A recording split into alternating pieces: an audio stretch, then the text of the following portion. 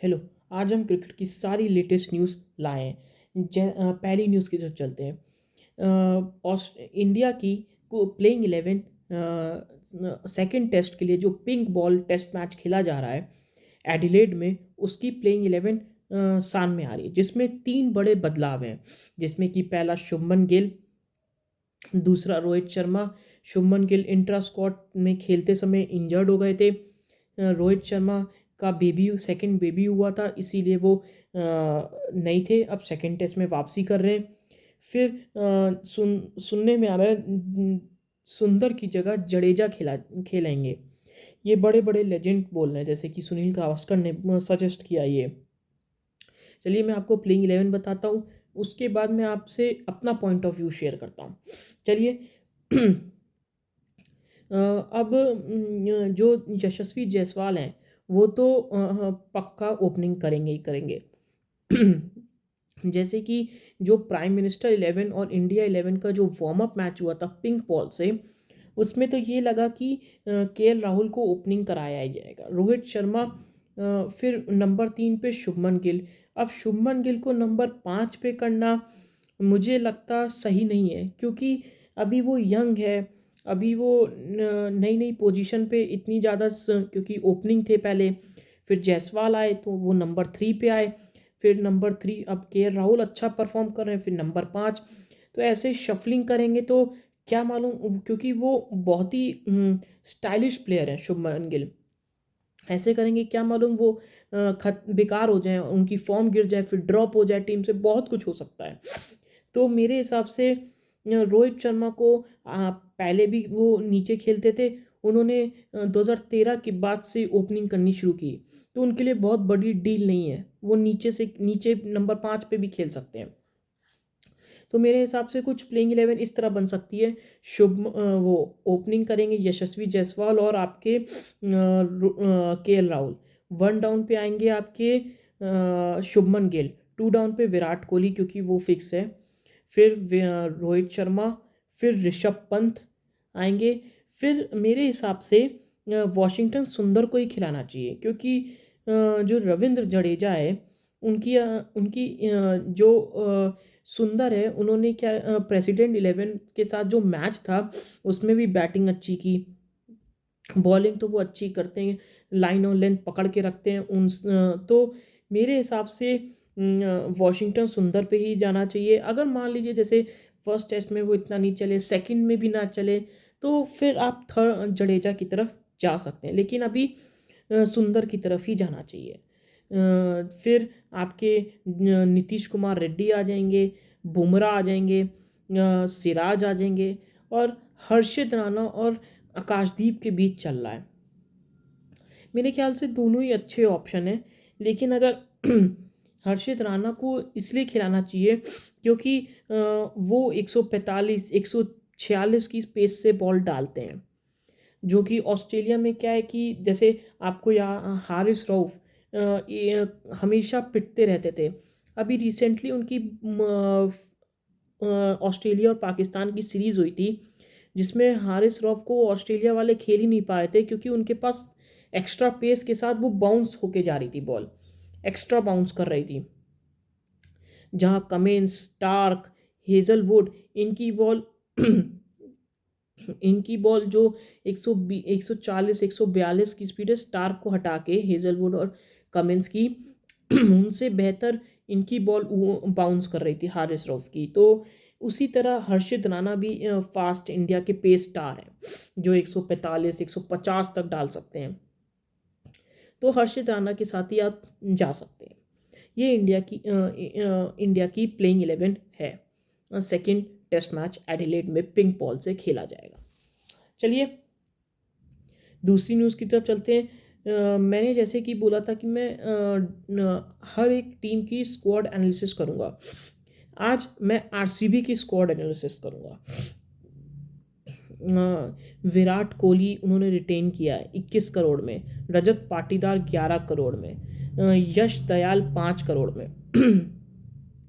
फिर जो उन्होंने खरीदे हैं ऑक्शन में, वो है Liam Livingstone 8.75, Phil Salt 11.50, Jitesh Sharma 11 crore, Josh Hazlewood 12.50 crore, Rasikh Dar 6 crore, Suyash Sharma 2.60, Bhuvneshwar Kumar 10.75 crore, Krunal Pandya 5.75 crore, Swapnil Singh 50 lakhs, Tim David 3 crore, Jacob Bethell 2.6 crore, Romario Shepherd 1.50 crore, Nuwan Thushara 1.6 crore, Devdutt Padikkal 2 crore, Swastik Chikara 30 lakhs, Manoj बानगंडे 30 लाख, लुंगी एनडीडी 1 करोड़, अभिनंदन सिंह 30 लाख, मोहित राठी 30 लाख।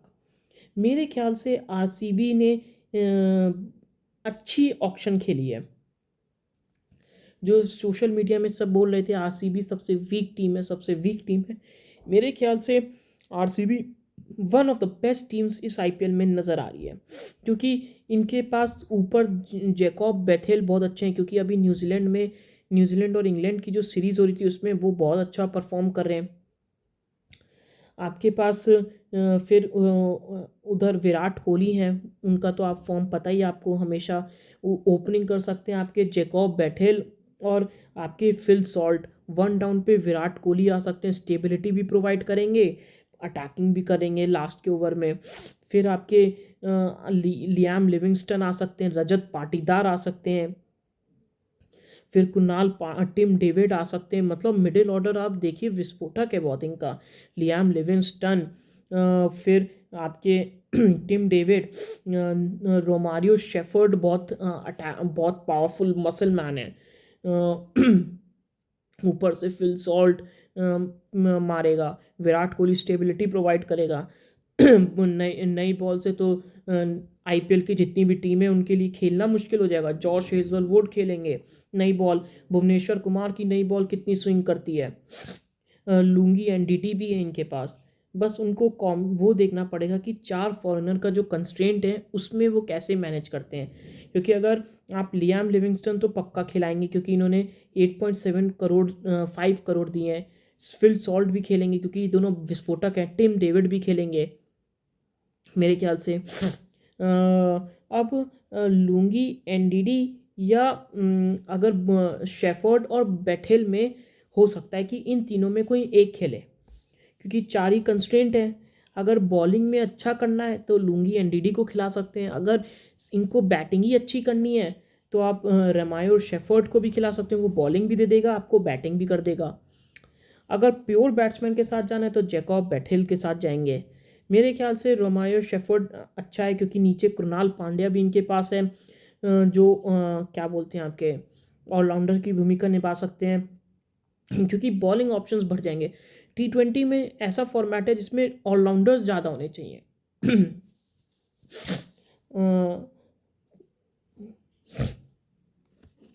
मतलब इस तरह की आरसीबी की कुछ प्लेइंग 11 बन सकती है, और इस बार आरसीबी ने ऑप्शन बहुत अच्छा किया है। दोनों बॉलिंग और बैटिंग दोनों इक्वली बैलेंस्ड लग रही हैं।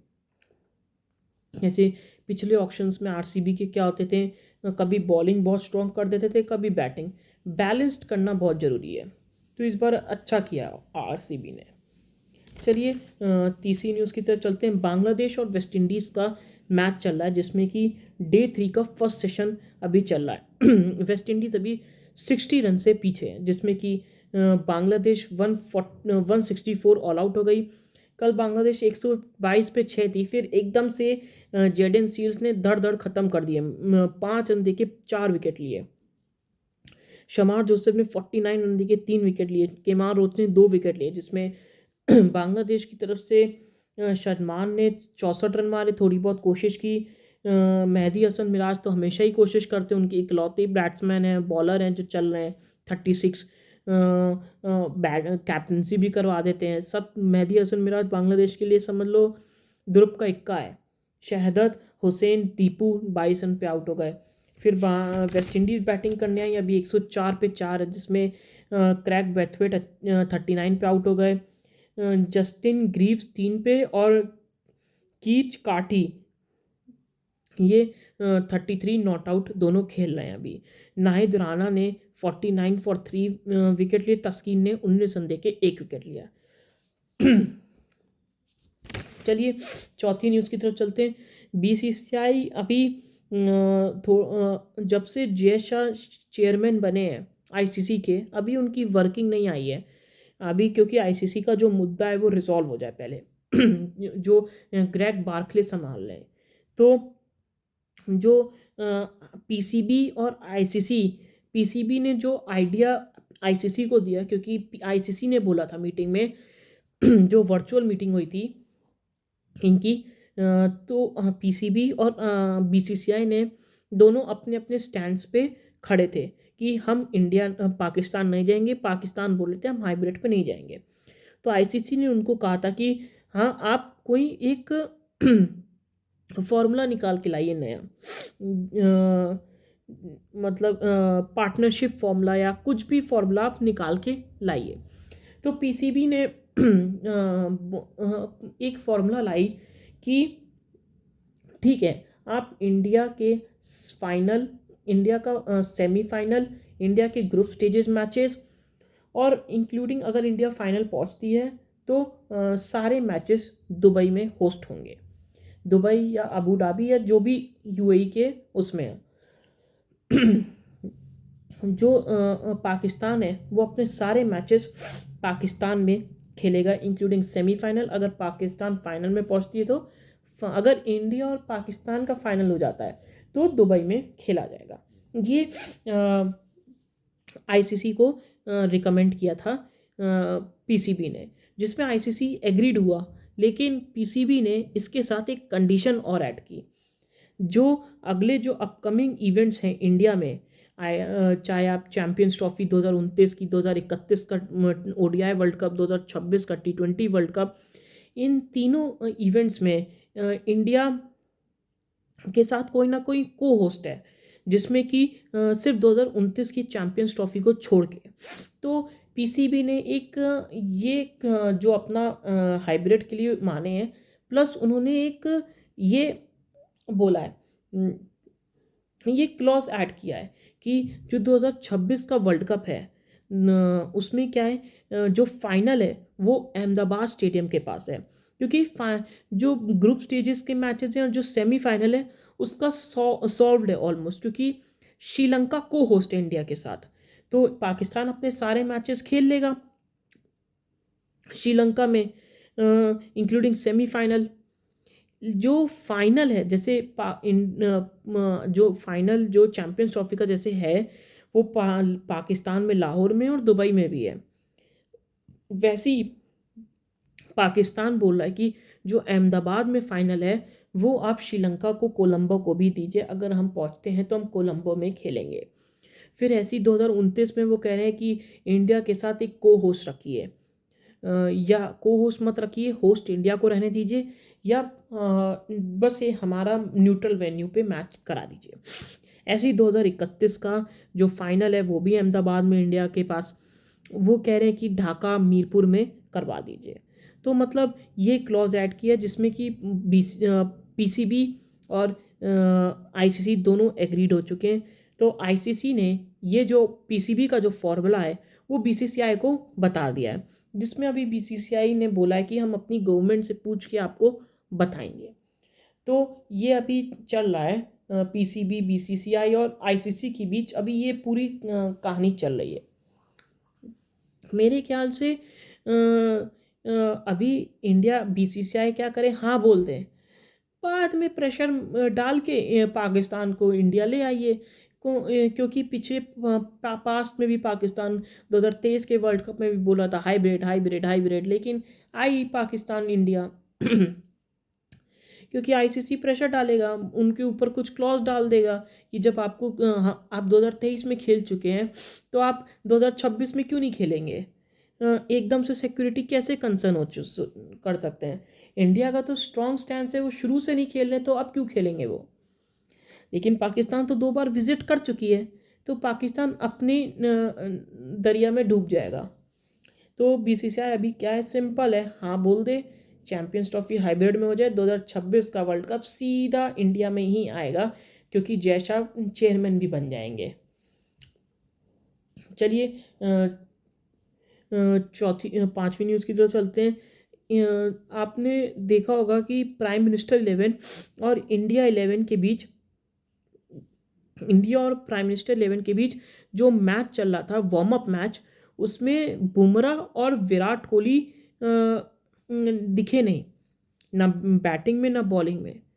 तो सब लोग कह रहे थे कि कहाँ गए विराट कोहली, जसप्रीत बुमराह, तो कहीं नहीं गए।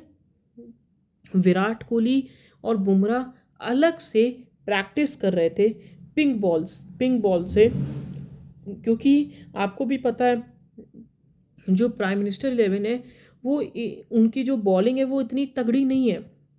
तो विराट कोहली अपना जो उनको सबसे अच्छी प्रैक्टिस कौन करा सकता है? जसप्रीत बुमराह, जस्सी जैसा आपको भी पता है कोई नहीं है। पहले पर्थ में आपने देखा ही था ऑस्ट्रेलिया का क्या हाल किया था, पहली इनिंग्स में 5 विकेट वो तब लिए थे जब इंडिया 150 पे ऑल आउट हो गई थी। फिर दूसरी इनिंग्स में 3 विकेट, वो भी 6 विकेट ले लेते। वो आखिरी में नीतीश रेड्डी, सुंदर सबको ओवर कराने लगे थे कि क्योंकि वर्कलोड भी मैनेज करना, उनको भी 5 टेस्ट मैच खेलने हैं। तो जसप्रीत बुमराह ने बॉलिंग करा रहे थे विराट कोहली को, और कोहली को खूब प्रैक्टिस कराई उन्होंने पिंक बॉल से। चलिए, अगर आपको मेरा न्यूज़ सेगमेंट पसंद आए तो लाइक करें, शेयर करें, सब्सक्राइब करें।